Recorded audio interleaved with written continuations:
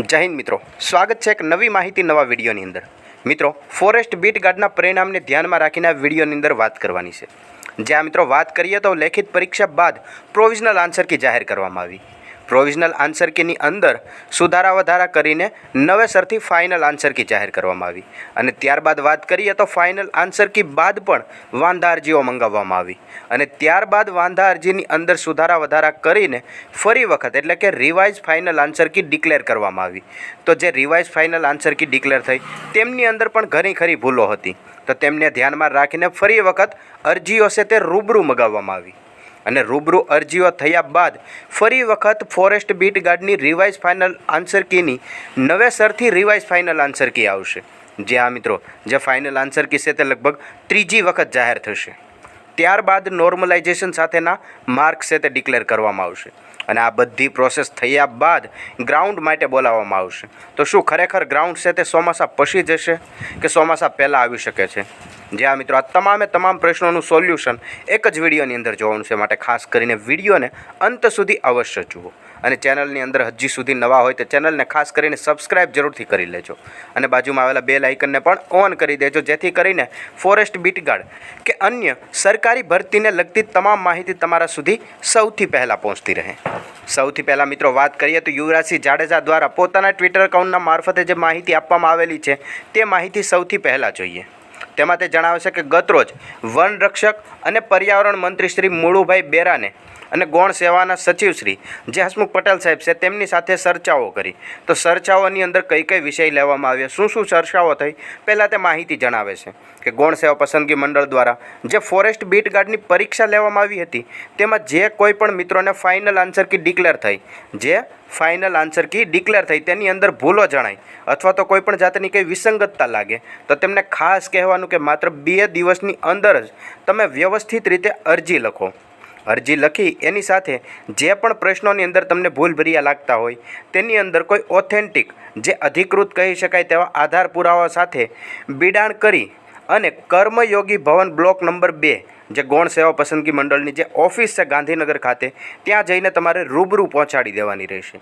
જે આ મિત્રો ફોરેસ્ટ બીટ ગાર્ડની જે ફાઇનલ આન્સર કી ડિક્લેર થઈ તેમની અંદર કોઈપણ જાતના પ્રશ્નોની અંદર વિસંગતતાઓ તમને લાગતી હોય તો કોઈપણ ઓથેન્ટિક જે અધિકૃત પુરાવા છે તેમની સાથે ગાંધીનગર જે ગૌણ સેવા પસંદગી મંડળની ઓફિસ છે જ્યાં થઈને તમારે રૂબરૂ પહોંચાડવાની રહેશે। તદુપરાંત આગળ જણાવે છે કે જો તમે રૂબરૂ ન જઈ શકતા હોય તો કોઈ પણ ગાંધીનગરની અંદર રહેતા હોય, તમારા મિત્ર સર્કલની અંદર કોઈ સગાવાલા રહેતા હોય, કોઈ શુભેચ્છક રહેતા હોય, તેમના હસ્તકે તમારી જે પૂરી વિગત અને જે પ્રશ્નોની અંદર ભૂલ કે વિસંગતતાઓ લાગી રહી હોય તેની સાથે વિગત સાથે રજૂઆત કરીને જે આધાર પુરાવા છે તેમને જોડીને તેમની પાસે પહોંચાડી દો અને તેમને કહો કે તે ગાંધીનગર ગૌણ સેવા પસંદગી મંડળની ઓફિસ છે ત્યાં સુધી પહોંચાડી દે। આવી રીતે પણ તમે માહિતી છે તે ગાંધીનગર ગૌણ સેવા પસંદગી મંડળ સુધી પહોંચાડી શકો છો, કારણ કે આપે લેખિત અને રૂબરૂ રજૂઆત કરવી જરૂરી છે। સોશિયલ મીડિયાના માધ્યમથી થયેલી રજૂઆતને માન્ય ગણવામાં નથી આવતી, માટે જ આ રજૂઆતને ખાસ કરીને રૂબરૂ કરવી પડશે। તદુપરાંત આગળ જણાવે છે કે જે પ્રશ્નો સુધારવા પાત્ર છે તે તમામ પ્રશ્નો 30 જૂન સુધીમાં સુધરી શકશે। ત્યારબાદ revise final answer key declare કરવામાં આવશે। જે આ મિત્રો 2 થી 3 દિવસનો ટાઈમ આપવામાં આવ્યો, ત્યાં સુધીમાં ફાઇનલ આન્સર કીની અંદર જે ભૂલ લાગે તેમના તમે અધિકૃત પુરાવા સાથે રૂબરૂ અરજી કરી શકો છો। ત્યારબાદ 30 જૂન સુધીમાં 30 તારીખ સુધીમાં રિવાઇઝ ફાઇનલ આન્સર કી ફરી વખત તૈયાર કરવામાં આવશે અને 30 તારીખ કે 27 તારીખ આજુબાજુ રિવાઇઝ ફાઇનલ આન્સર કી ફરી વખત જાહેર કરવામાં આવશે। તો જે રિવાઇઝ ફાઇનલ આન્સર કી આવી જાય ત્યારબાદ નોર્મલાઇઝેશનની સિસ્ટમ લાગુ કરશે અને ત્યારબાદ તેમનું મેરિટ પ્રસિદ્ધ કરવામાં આવશે।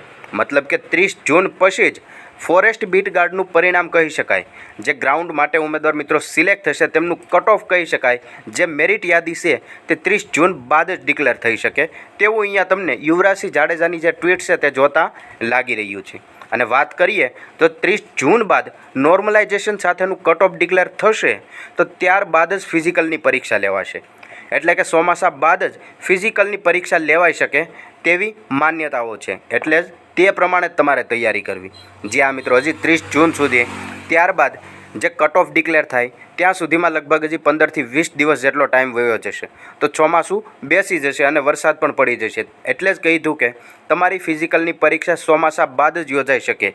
એટલે જ એ રીતે તૈયારી કરજો. જે આ મિત્રો ફોરેસ્ટ બીટ ગાર્ડને લગતી આ મહત્ત્વની અપડેટ હતી, જે વિડીયોની અંદર આપણે વિગતવાર જોઈ. આવીને આવી માહિતી જોતા રહેવા માટે હમણાં ચેનલને સબસ્ક્રાઈબ જરૂરથી કરી લેજો.